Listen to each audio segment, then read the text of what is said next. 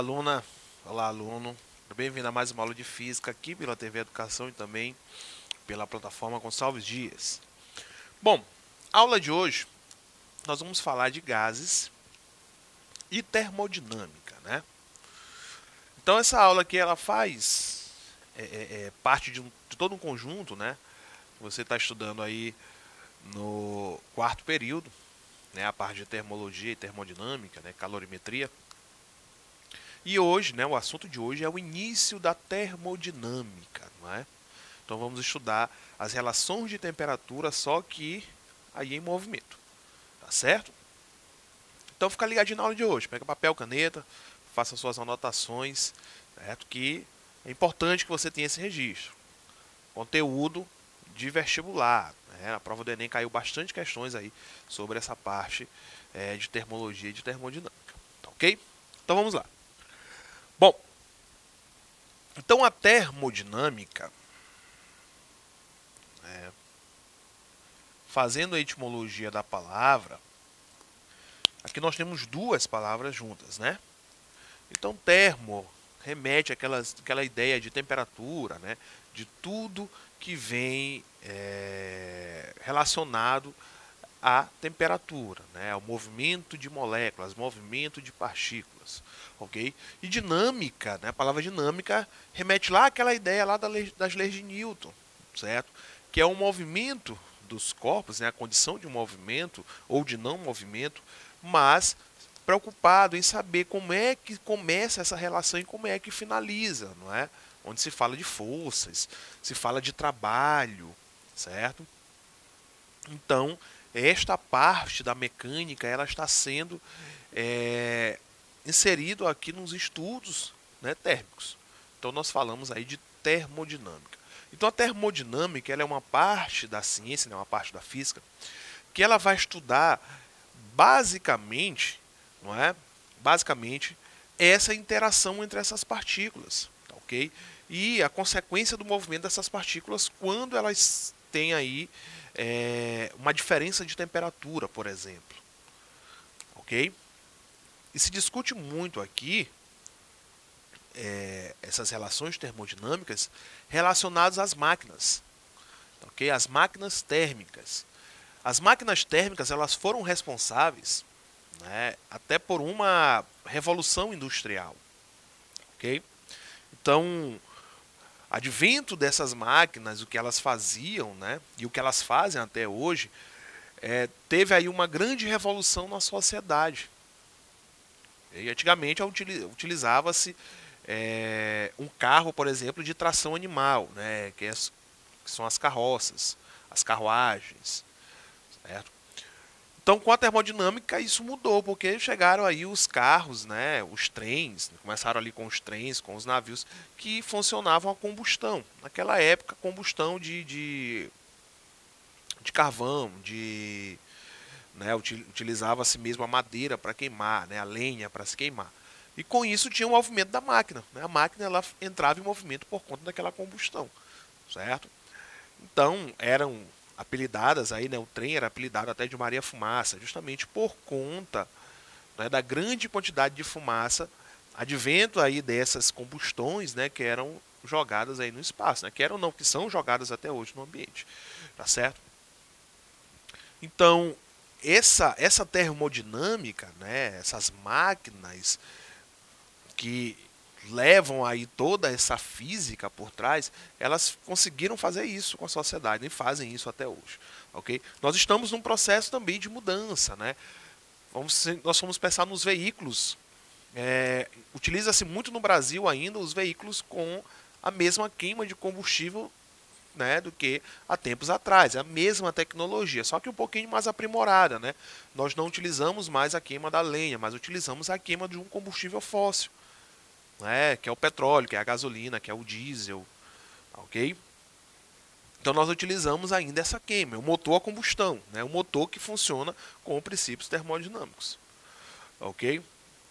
E nós estamos num processo, né, de transição para motores elétricos. É um motor que não vai mais utilizar esse princípio, vai utilizar outra parte da física que é a eletricidade, tá certo? A eletricidade, o eletromagnetismo, ok? Então nós estamos passando por esse processo de revolução que antes também, há muito tempo, eles também passaram, né? Quando tiraram esses carros de tração animal, teve essa diminuição e chegaram os carros aí, né, os veículos, vamos dizer assim, com geral, né, os meios de transporte utilizando a queima desses combustíveis, tá certo? Bom, então nós já sabemos o que é essa termodinâmica. Essa termodinâmica ela vai ser dividida em 3 leis, né? É a lei zero da termodinâmica, que é aquele conceitozinho de calor, certo? Que é energia térmica e trânsito que vai aí da fonte de maior temperatura para a de menor temperatura, certo? Tem a primeira lei da termodinâmica e tem a segunda lei da termodinâmica, que nós iremos falar, né, nas próximas aulas, ok? Primeira e segunda lei da termodinâmica, certo? Então ela é dividida nessas 3 leis. Essas 3 leis, além desta parte, não é, que nós utilizamos das máquinas térmicas, elas também são utilizadas para outros princípios aí, como o próprio estudo de estrelas e de outras partes da física, como a própria relatividade, né? Utiliza-se alguns princípios termodinâmicos, ok? Bom, então dando continuidade, tá certo? Já que nós falamos das máquinas, né? Então uma máquina, por exemplo, uma máquina térmica, então ela utiliza o calor, né, que vai sair de uma fonte quente para uma fonte fria. Pronto. Olha só como é que funciona aí, não é, essa máquina, né? É um esquema muito simples. Tem uma fonte quente, o calor, que é a energia térmica em trânsito, ela vai fluir para uma fonte fria, certo? E esse caminho, né, esse fluxo, vai gerar aí trabalho, né? Vai gerar o movimento dessa máquina, tá, ok? Bom, dando continuidade, até porque esse conteúdo aqui nós iremos falar bastante ainda nas aulas, né, a seguir, certo? Dando continuidade, vamos falar aqui dos gases, ok? Então, o gás ideal. O que é um gás ideal? Gente, o gás ideal, ok? Ele é o gás, primeiro,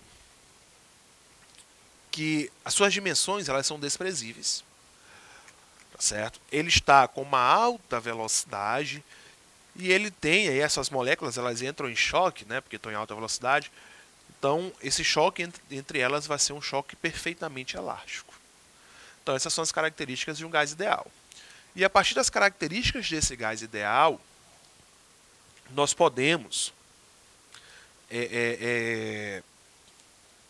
estudar aqui, né, 3 características dele. Primeiro, é a sua pressão, ok? A sua temperatura e o seu volume. Temperatura, não é? E o seu volume. O que vem ser pressão? Pressão, lá na mecânica, né? Lá na primeira parte da mecânica, pressão é dado como produto, né, da força sobre a área, certo? O produto não, desculpa, o quociente, né, a razão da força sobre a área, né? Então, pressão é força sobre a área, né? Ok? No nosso caso aqui, como nós estamos falando de gás, e para que a gente consiga entender a pressão de um gás, ele precisa estar contido, né, em algum local, em algum recipiente. Vamos pensar num fluido qualquer, certo? Ele vai estar ali dentro de um recipiente. Então, para que a gente consiga determinar a pressão de um gás, né, que está em um recipiente, certo? É muito simples. A pressão ela vai ser determinada como a quantidade de choques, né, de batidas mesmo, que as moléculas desse gás ele vai exercer sobre as paredes do recipiente que eu contém, certo? Vamos imaginar uma panela de pressão, ok? Então você colocou uma panela de pressão ao fogo com uma certa quantidade de água, certo? Não façam isso, vamos só pensar, não é? Fazer esse experimento aqui no mundo das ideias.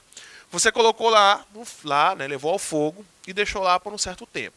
Então essa panela ela vai se aquecer, você vai ouvir, não é, o som característico da panela de pressão, mas se ela ficar lá durante muito tempo, o que vai acontecer vai ser a explosão desta panela, ok? Por que que isso vai acontecer? É muito simples. As moléculas que estão ali dentro, daquela mistura de água no estado líquido e água no estado de vapor, no estado gasoso, como a temperatura é muito grande, essas partículas elas vão bater nas paredes da panela. Até o momento em que essa estrutura da panela ela não vai mais aguentar a quantidade de batidas, né, a quantidade e a violência que essas moléculas estão batendo ali. E ela vai ceder, certo? A explosão de uma panela não quer dizer que ela vai se despedaçar. Certo? A parte mais maleável dela, mais frágil, simplesmente vai sacar. A tampa ela é jogada para cima e o corpo da panela é para baixo, né? Obedecendo a terceira lei de Newton. Nós temos uma ação e para baixo nós temos a reação. Certo? Por isso que é perigoso. É perigoso a pessoa se queimar, logicamente que todo aquele material que está dentro da panela ele vai ser expelido em alta temperatura, ok? E é perigoso também por conta da própria estrutura do fogão, ele talvez não aguentar o impacto em que a panela, né, o corpo da panela vai fazer para baixo. Então aquele fogão ele pode simplesmente descer, certo? Ele vai sanfonar para baixo. Ali você pode ter a fuga do gás, né, lá do GLP, não é isso? E logicamente que com a quantidade de fogo que tem ali pode causar um incêndio, certo? Por isso que é perigoso. Então, por isso que eu peço que não façam esse experimento. Então só no mundo das ideias, né, o que pode acontecer. Tá certo? Então essa é a pressão. A pressão é a quantidade de batidas que vai acontecer aí nas paredes do recipiente, né? A temperatura. Temperatura é o movimento das moléculas, né? É o grau de movimento molecular. Então, quanto mais essas moléculas se movimentam, maior a sua temperatura. Quanto menos se movimentam, menor a sua temperatura. Tá certo? E volume é o espaço em que essas moléculas, né, o espaço que essas moléculas vão ocupar. Isso nós chamamos de volume. Ok? Então, o volume vai ser o espaço ocupado por essas moléculas. Certo? Então, este é o volume, né? Pressão, temperatura e volume, né? Nós vamos representar a pressão com a letra P, temperatura com o T e o volume com o V. Certo? Bom, levando em consideração, nós vamos ter aqui, né, algumas transformações desses gases, né, do gás ideal, levando em consideração que uma dessas grandezas ela vai permanecer constante, tá certo? Então a primeira transformação gasosa, né? A primeira transformação vai ser a isobárica, certo? O nome iso, vai na etimologia da palavra, né? Iso significa igual. Iso é igual, né? E bárica vem de barômetro, que é pressão, né? Vem de barômetro, que é pressão, ok? Então é o seguinte, nós vamos ter uma transformação gasosa em que a pressão permanece constante, ok? Então como é que a gente faz isso? Muito simples. Vamos imaginar um recipiente, né? E esse recipiente, ele vai ter aqui, ó, um êmbolo. Ok? E esse êmbolo, ele vai comprimir as moléculas de um determinado gás. Certo? Só que esse recipiente ele vai ser aquecido. Então ele vai receber aqui, ó, uma quantidade de calor. O que vai acontecer com ele?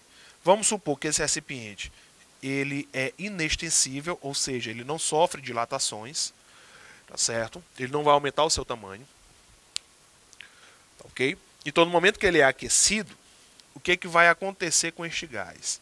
Esse gás ele vai se aquecer e ele vai expandir, não é?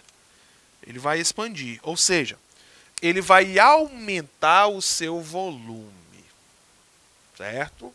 Então, no momento que ele aumenta a temperatura, ele também vai aumentar o seu volume. E essa tampinha bem aqui, que está segurando o gás, ela vem bem para cá para cima, ó. Ou seja, o gás precisou de espaço. E o espaço foi dado a ele, certo?